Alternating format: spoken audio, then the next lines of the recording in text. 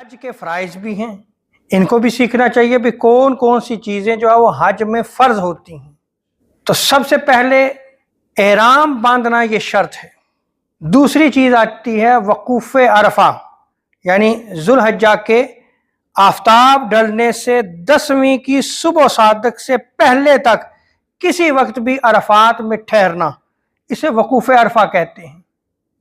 اسی طرح طواف زیارت، نیت کرنا اور ترتیب، یعنی پہلے احرام باندھنا، پھر عرفہ میں ٹھہرنا، پھر طواف زیارت، اور ہر فرض کا اپنے وقت پہ ادا کرنا۔